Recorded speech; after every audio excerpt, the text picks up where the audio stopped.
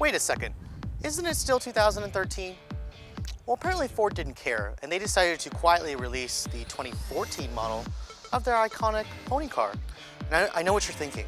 It looks just like the 2013 model, which was significantly updated this year. And you'd be correct, aside from some different wheels on some trims and then the discontinuation of the Boss 302, what you're looking at is essentially the last model year of this generation Mustang. So for those of you who aren't quite ready for an all-new one for 2015, pick up this one while it lasts.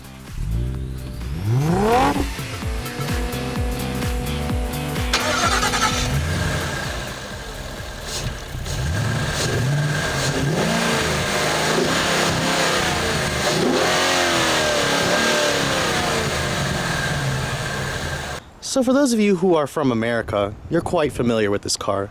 It's the original pony car. Ford introduced this car way back in the 60s, and it quickly gained a loyal group of followers and just a lot of fans. And the one thing about the Mustang, it's consistent. Ford has always, kept this vehicle in production, as opposed to Chevrolet's Camaro, which did stop production, as well as the Dodge Challenger. Now, the 2014 Mustang, what you pretty much need to know about it, it's available in several different trims. The regular versions are available in either V6 or base, and then there's the GT.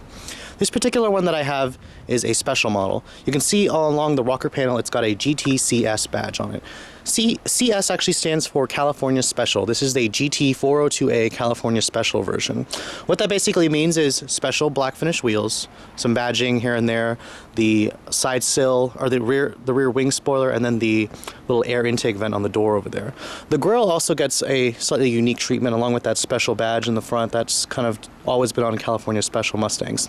No, this is not considered a specialty version of the Mustang like a Boss was or a Shelby, but it is a pretty good looking Mustang, especially with this white configuration and the black. The Mustangs are also available in two different trims from the V6 and GT. There's the base and then the premium. The premium essentially gives you the leather and then the sync and then the better sound system and then the infotainment system and the speedometer, which I'll show you guys in a second. Now, looking at the interior of the Mustang, it hasn't really changed much since this generation came out back in 2010, but it's a pretty nice interior, definitely an upgrade over the 05 to 09 model. Now, stepping inside, it's got a pretty low step in. You do have to duck your head a little bit, and you can see here, the interior of the Mustang looks pretty nice, actually. It's got, very heritage styling here with the dual cowl design. Here's the key for the vehicle. It doesn't have smart access system. Don't expect to find it on a Mustang. It's just not available yet. You can see the California Special does give you those specific gauges. Basically, just the font is different. Pretty nice looking. And of course, the 5-liter V8, which was introduced 2011, still makes great noises. Shutting the door, the windows are automatic up and down for the driver and the front passenger. Nice that Ford included that.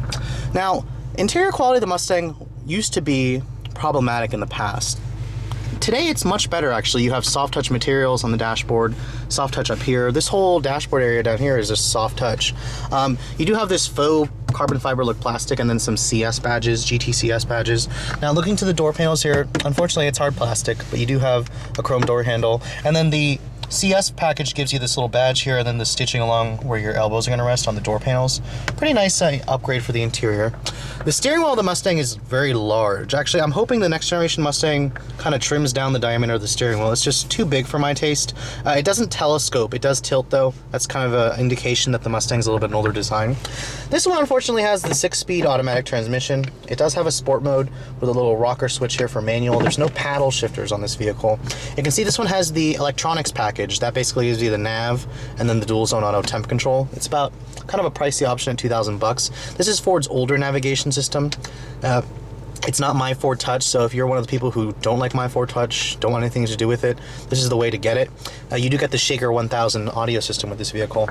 You can see here, their cup holders are right here. This car has a center console here with your sync, your aux port, your power outlet. It's all in there. It is slightly padded here. However, I'm surprised it's not like leather stitch or anything.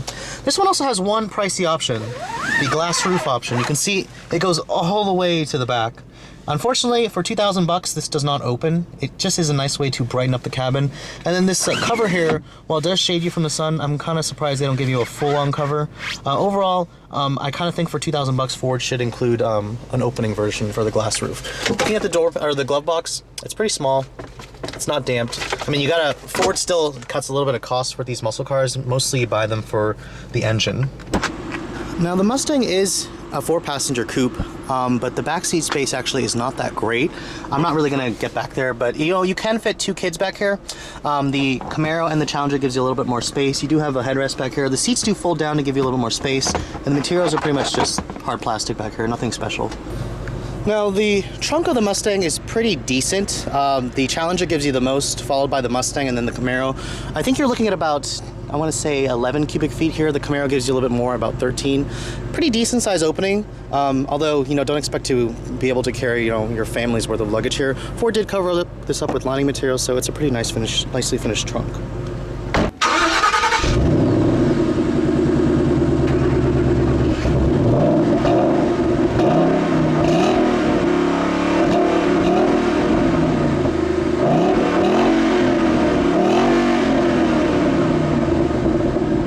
And then of course under the hood you'll have Ford's 5-liter V8 engine. This is new for 2011.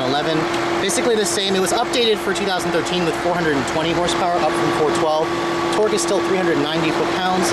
It's a much big upgrade over the old 4.6, especially, and then the V6 version, which was horrible, the 4-liter. Paired with the 6-speed automatic, this car gets about 18 in the city and 25 on the highway. Let's take a look at how it drives. So if you guys have followed me very closely, you know that muscle cars haven't always really gotten me excited the way certain other vehicles have. However, this Mustang, when I first saw it, was one of the first to get me really excited about. Why? Because I like the way it looks. But let's take a look at how it drives. Now, the reason why I like the way this one looks is the white paint with the black wheels and that rear wing spoiler in the back. It just really appeals to me. Now, this is probably one of the only Mustangs I would ever consider owning for myself, just because it's the California Special. I like the aesthetics that they put on it. Except for one thing, I would get it with the manual transmission, not this 6-speed automatic. But anyways, in terms of how this Mustang drives, it's a very easy to drive muscle car, surprisingly. And you can see with this glass roof option, I actually was complaining earlier that I think it's kind of expensive at $2,000, it doesn't open, but I actually really like how it just brightens up this cabin, because this is a very dark interior with the black.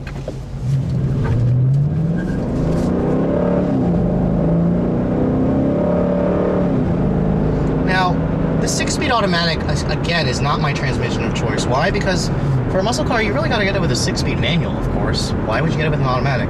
But anyways, if you do have to get it with an automatic, it's a good automatic transmission. It shifts smoothly. It's matched well to the engine's power band.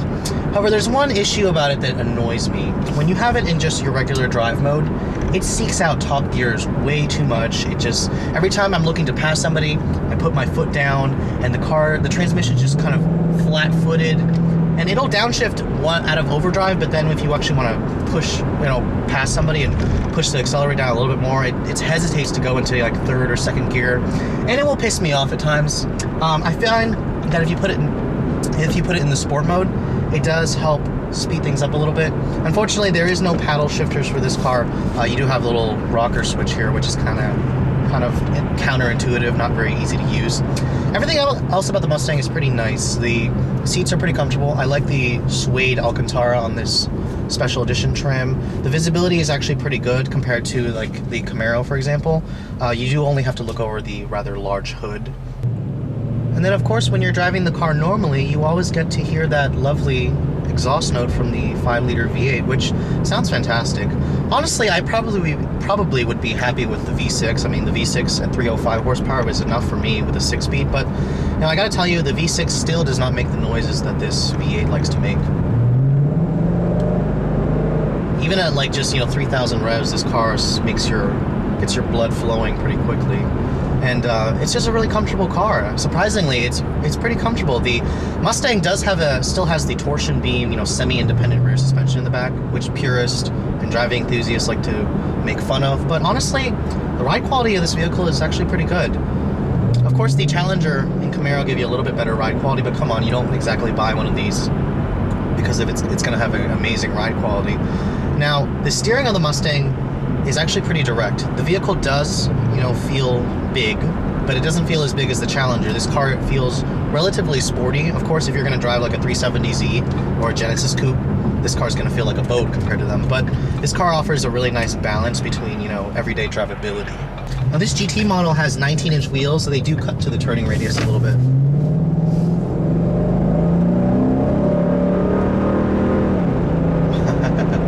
Wow, it's pretty smooth power. I mean, I gotta admit, this car is still amazingly fun to drive.